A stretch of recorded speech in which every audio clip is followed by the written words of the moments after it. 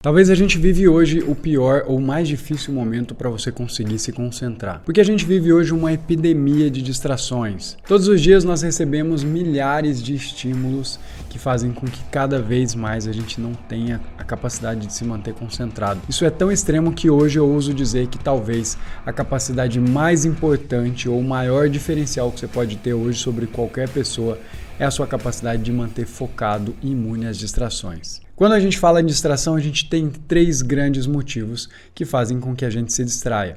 Primeiro deles, quando é chato. Segundo, quando é difícil. E terceiro, um comportamento automático. Bom, agora você já conhece os três vilões, hora da gente pensar nas estratégias para vencer essas dificuldades. Então, eu vou te dar algumas estratégias que eu utilizo e que eu já tenho lido em livro. Inclusive, estou escrevendo um livro sobre disciplina e esse assunto, sem dúvida, distrações, é um assunto importante.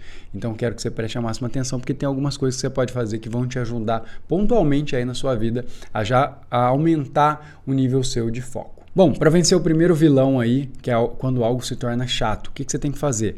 Bom, é muito comum a gente estar estudando algum assunto e normalmente não gostar, né? Eu lembro de várias matérias que eu estudava quase na força do ódio. Você tá ali com o material e tá pensando, gente, o que eu tô lendo aqui? Para que eu, né, como a gente falava na escola, né? Para que eu vou usar isso aqui? Bom, e para você entender a estratégia para vencer, eu quero te contar uma história que aconteceu comigo e que mexeu muito comigo. É o seguinte, eu nunca gostei de estudar. Se você já me segue aqui, já está inscrito no canal, aliás, se não é inscrito, já se inscreve aí nesse momento, já que eu lembrei de falar, mas o fato é que eu sempre conto que eu era muito ruim na escola. Por quê? Porque qualquer coisa me distraía, eu era o cara, né, que estava totalmente fora, eu gostava de fazer atividade física.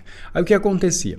Tinha um professor de matemática, que ele fazia algo que eu, aliás, eu não gostava de matemática, mas ele fazia algo que me prendia, que é o seguinte, quase todas as aulas ele fazia um desafio, então ele dava aula e ao final ele fazia um desafio. Eu não gostava de matemática, enfim, era ruim em matemática, mas eu sempre fui um cara competitivo. Então, quando ele fazia o desafio, eu ficava até o final para tentar acertar e eu ficava maluco ali, focado, tentando acertar o desafio de matemática. Agora você olha, é o mesmo aluno que não gostava de matemática, mas eu era competitivo. Então, esse é um primeiro ponto muito interessante. É você gamificar os seus estudos ou os desafios que você tem que fazer. Eu acredito que esse talvez seja um dos mais importantes. Se você assistir um documentário, eu sempre falo do documentário do Jordan, né? Tem na Netflix, que é um documentário que ele fala, por exemplo, que ele criava rixa com outra pessoa para poder competir. Então ele buscava uma motivação externa através da competição. Eu sou assim também. Inclusive eu estimulo os meus alunos. Por exemplo, quem participa do meu curso, por exemplo, tem essa pulseira aqui do 90+, essa pulseirinha vermelha aqui. Uma pulseirinha do meu curso para quem faz mais de 90 pontos. Aí o cara recebe a pulseira, eu faço uma live com ele no meu Instagram. Então, qual que é o lance? Os alunos, eles buscam essa meta, né? Eu gamifico, eu crio um padrão. Porque assim, ele pode até não gostar da matéria, mas ele gosta de vencer e gosta de competir. Então, criar esses padrões, né, em que você consegue perceber essa evolução e competir com outras pessoas é excelente. Sempre que você conseguir, eu sempre falo, né? Às vezes você tem um parceiro de estudo, às vezes nem é pelo parceiro de estudo, é para poder competir com ele. E se você já estudou para concurso, você sabe do que eu estou falando, né? Às vezes você tem alguém ali, o cara fala que estudou 2 horas, você quer estudar 2 horas e meia, ele fala que estudou 3, você quer estudar 3 horas e meia. Então, essa competição faz com que a gente se mantenha mais motivado, porque embora a gente possa achar o conteúdo chato, a gente não gosta de perder. O segundo grande vilão é quando algo se torna difícil e é realmente complicado você manter ali algo que você não está conseguindo entender. Dá aquela vontade master de largar. O que eu acredito quando a gente não consegue entender um assunto? Normalmente é que faltam os passos anteriores, tá? Eu sempre acredito nisso. Eu lembro que eu era um cara muito ruim em português, mas ruim de verdade. A ponto de uma professora minha do ensino médio, essa história eu sempre conto. Eu estava no 2º ano do ensino médio, aí eu fiz uma redação, uma das poucas que eu fiz na vida.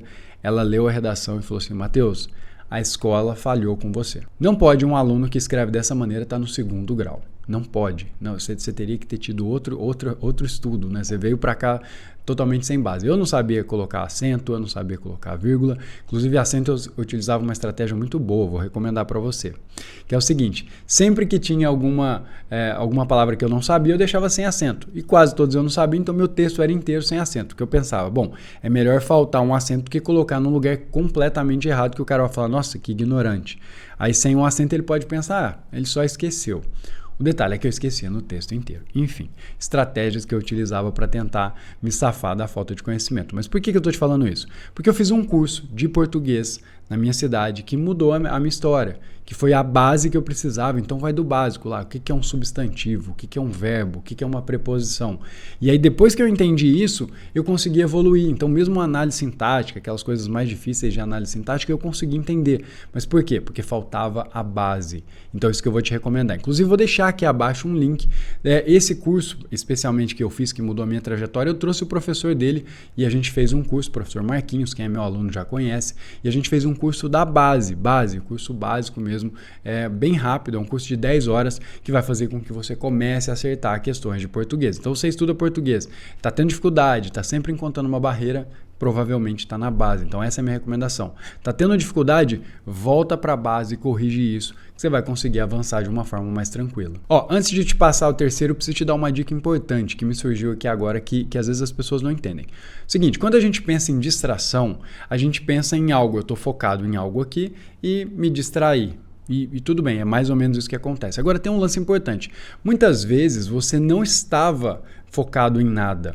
Por exemplo, se você não tem uma agenda ou o mínimo uma rotina diária, né, para determinar o horário que você deveria estar estudando, se você está fazendo alguma coisa naquele horário que não estava determinado, você está simplesmente navegando na internet ou fazendo outra coisa, assistindo Netflix. Mas isso acontece porque você não tem uma rotina estabelecida. Agora, se você tem uma rotina estabelecida, você olha lá, 11 horas é hora de estudar, por exemplo. 11 horas da manhã eu tenho que estar estudando. Se é 11 horas da manhã você estiver no Netflix, no TikTok, sei lá onde, você está distraído. Agora, se você olha na sua agenda e não tem nada, você não está distraído, você está simplesmente à deriva, né? Aquela expressão que eles usam quando a gente está num barco, você está à deriva. Então, qual que é a minha recomendação para você? Para você conseguir mapear isso, você precisa ter uma rotina estabelecida. Aliás, rotina é o que mais segura a gente no controle, né? Se você não tem uma rotina, você vai depender de um milagre chamado vontade de estudar. E tudo pode te distrair além disso, né? Sempre que você estiver sentado aí, vai aparecer alguma coisa, você vai se distrair. Agora, quando está determinado, você sabe o que você tem que fazer, a chance de você cumprir muito mais. Eu, por exemplo, sempre faço um cronograma, um roteiro de tudo que eu tenho que realizar no domingo, eu sempre deixo a semana. Eu já tenho, claro, os meus horários determinados para algumas coisas, mas no domingo eu anoto tudo que é relevante para mim, na segunda, na terça, e vou colocando os horários. E muito louco, sabe o que é muito louco? Eu percebo o quanto de coisa eu já tenho para fazer. Muita gente fica a sensação que não fez nada, mas na verdade é porque você não tinha colocado isso no papel. Às vezes no dia a dia você resolve mil coisas circunstanciais, coisas que acontecem, mas que não estavam no papel. Qual que é o lance? Você tem que fazer muito mais coisas que são importantes e menos coisas circunstanciais. Como é que a gente faz isso? Quando você coloca lá um período determinado para estudar, por exemplo. E aí as outras coisas você coloca em outros períodos. Vou ter um intervalo ali, sei lá, de 1 hora que eu não vou estar estudando, eu vou resolver isso. Eu vou no supermercado, eu vou levar o cachorro para lavar, trocar o óleo do carro, não sei, mas você coloca tudo naquele mesmo bloco. Mas o que é mais importante, que no caso é estudar, já está estabelecido e tem um horário pré-determinado. O terceiro vilão é quando você está em comportamentos automáticos. É quando você nem percebe e se distraiu. Esse é muito louco, né? Você está aqui fazendo algo, de repente você acha o seu celular aqui e você nem viu. Não foi um comportamento consciente. É um comportamento que aconteceu pelo hábito mesmo. Qual que é o lance? Você deixar o celular, óbvio, longe do local de estudo, né? Do local que você quer cumprir uma tarefa. Isso é bem básico, mas a gente esquece no dia a dia, tá? A gente esquece. Esse celular que eu peguei, inclusive, não é o meu celular, tá? O meu celular não tá aqui, porque eu também tinha que gravar vídeo, é o que eu faço. Mas qual que é o lance?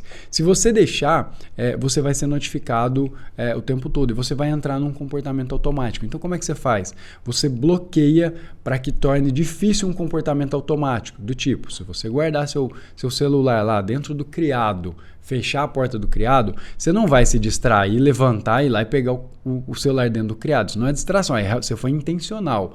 Agora você não pode deixar para que seja um comportamento automático, né? Algo que você não percebeu. Inclusive, olha o que eu faço. Esse computador aqui é o computador que eu trabalho, tá? Só que eu tenho um outro notebook, inclusive não tá aqui hoje, né? Ele tá lá na agência, né? Tá com o pessoal lá que eles estão trabalhando, precisaram do notebook que eu levei. Mas o que eu faço? Eu não coloco nele o WhatsApp web.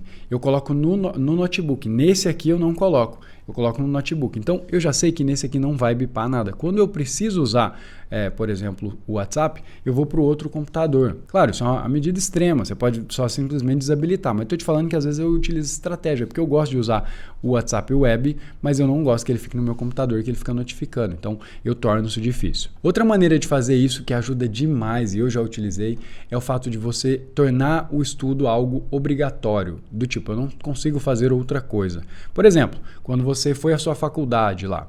Muitas vezes você estava lá na aula de corpo presente. Eu sei como é, mas você estava lá. Então, quando você tem um compromisso, muitas vezes você consegue cumprir. E uma outra estratégia que eu utilizo é ir para um ambiente que lá eu só consigo estudar. Por exemplo, uma biblioteca. Quando eu estudava para o concurso de fiscal de tributos, um concurso que eu passei em primeiro lugar, eu fui para uma biblioteca, porque eu não conseguia estudar em casa, então eu ia para essa biblioteca à noite e chegava lá, estava todo mundo estudando, eu não tinha outra coisa para fazer. Então repara, você está num ambiente que você não tem outra coisa para fazer. Em casa é mais desafiador. Você tem o sofá, você tem a televisão, você tem a geladeira para ir comer alguma coisa. Então tudo torna mais difícil. Então às vezes você consegue um local que você é obrigado, entre aspas, obrigado a estudar. Claro, você pode sentar lá e não fazer nada, já aconteceu comigo. Mas é muito mais difícil. Você vê todo mundo estudando ali e acaba conseguindo estudar também. E por que eu estou te explicando tudo isso? Porque é realmente difícil. Como eu disse hoje, essa matéria-prima do hiperfoco são das coisas mais difíceis que você vai ter. Então, criar esse ambiente em que você se protege vai te ajudar, pelo menos, evitar muitas distrações e esse é até mais fácil de fazer. Manter sua mesa organizada, tira o celular de perto, vai para uma biblioteca, são fatores externos que você consegue controlar para conseguir se manter focado por muito mais tempo. Bom, essas são as dicas que eu queria passar para você. Se você gostou desse conteúdo, não esquece de curtir o vídeo e também se inscrever no canal Matheus Andrade. Se você quer saber sobre hábitos, alta performance nos estudos, como estudar para concurso público, esse aqui é o lugar, não dá bobeira, já se inscreve. Te vejo num próximo vídeo, um abraço e até mais.